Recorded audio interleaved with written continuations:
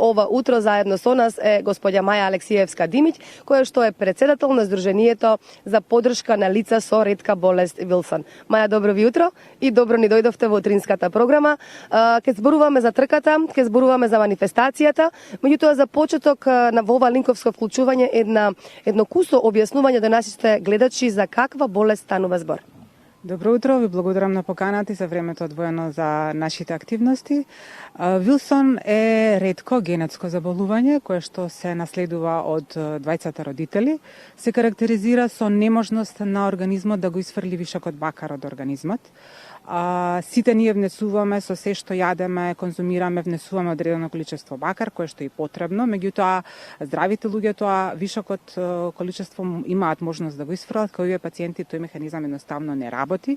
Бакарот се таложи во црниот дроб и почнува да предизвикува проблеми. Најчесто се појавува како црнодробно заболување во најголемиот број на случаи, како цироза, замастување на црн дроб, жолти улов во очите и така натаму, меѓутоа доколку не се третира навреме, додека не се увиди навреме, бакарот преку крвта оди во мозокот, па може да има и невролошки, нечесто и психијатриски проблеми. Она што е карактеристично за болеста е што има широк диапазон на симптоми, што ја прави, впрочем, како и повеќето ретки болести тешка за диагноза, меѓутоа во сето тоа е добро што сепак за болеста има лек. Постои лек со кој што и доколку се конзумира, се диагностицира навреме, лекот се конзумира континуирано, тоа е доживотен лек, се пие до крајот на животот и одредени диететски рестрикции, односно избегнување на храна која што во својот состав има високо количество на бакар. Сето тоа може да се регулира, значи најголем количество на бакар има во какаото, јаткасти производи, печурки и морски плодови, тие се оние неколку забранети, да речам, производи кои што овие пациенти не би требало да ги конзумираат доколку сакаат текот на болеста да се стави во некој нормален, да. Додека се подготвувавме за разговорот, споменавте дека се јавува, најчесто симптомите се јавуваат во втората декада од животот, така отприлика? Па да, пациентите ја носат таа болест од раѓање, меѓутоа најчесто доколку не зна, затоа што тоа не се приметува, кога ќе почне тој бакар веќе да се таложи во доволно количество да почне да прави проблеми на црниот дроб, најчесто се јавува значи во втората декада и затоа е и тешко да се детектира, да се диагностицира правилно. Некогаш пациентите се погрешно диагностицирани од сосема други болести и затоа не може да се третира соодветно.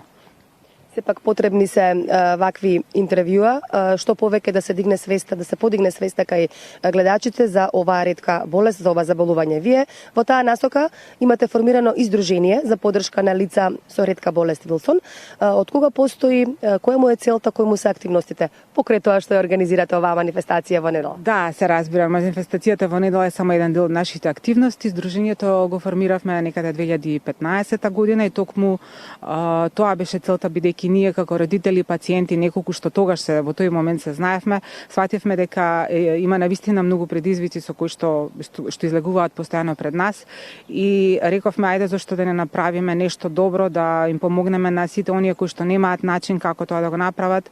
Значи целта на здруженијето, мисијата на здруженијето е да им се овозможи поквалитетен живот на овие пациенти, затоа што бидејќи има терапија, како што реков, доколку се пие терапијата и доколку е диагностицирана на време, пациентите може да бидат да имаат сосема нормален живот, да бидат активни, да работат, да бидат активни чинители во општеството, а не да бидат товар на државата. Целта на здруженијето е една од неколку цели има здруженијето, значи е да направиме такви системи на поддршка, да ги здружиме пациентите, бидејќи секогаш кога има некој мака е многу полесно кога тоа некој ќе го сподели со друг, да ги застапуваме пациентите пред надлежните институции, оние кои што се всушност носители на одлуки, кои што имаат влијание на текот на настаните во државата, како да има, значи да се залагаме за навремено добивање терапија, бидејќи тоа е најклучното нешто, услови за рана детекција и се разбира подигнување на јавната и стручната и јавна свест за постоењето на болеста. Токму затоа еден од активностите е овој настан.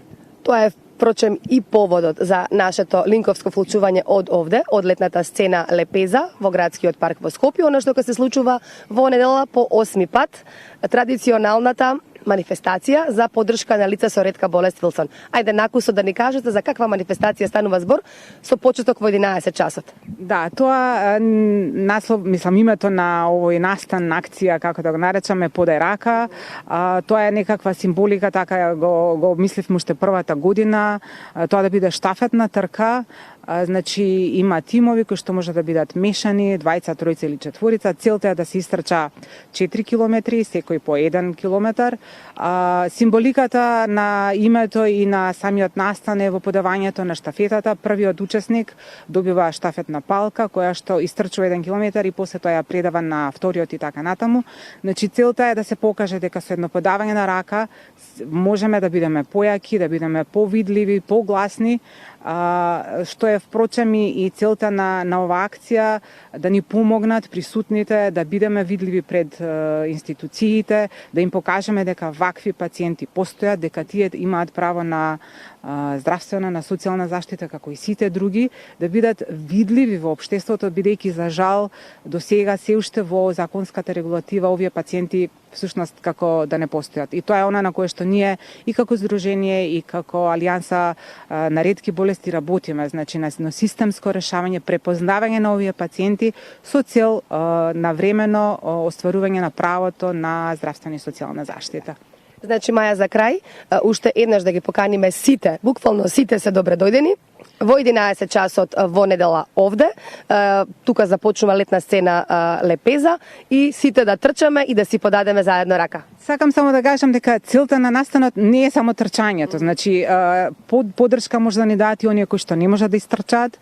Доволно е да дојдат, да направиме една, сепак од минатите години се покаже дека тоа е еден настан во кој што има една убава атмосфера, дури има забавен дел, има детска трка. Од минатата година воведовме како и трка за миленици. Значи, целта е да зборуваме за ретките, што повеќе да слушнат дека вакви болести постојат. Трката е во 11 часот, почнува настанот во 11 часот, пред тоа е подигањето на стартните бројчиња. Сите може да се регистрираат на smartrace.club. Меѓутоа може и на настанот, се разбира, со активна поддршка и добивање на мајчка со логото на настанот. Благодарам, Маја, за гостувањето и се гледаме во недела во 11 часот летна сцена Лепеза, градски парк. Благодарам.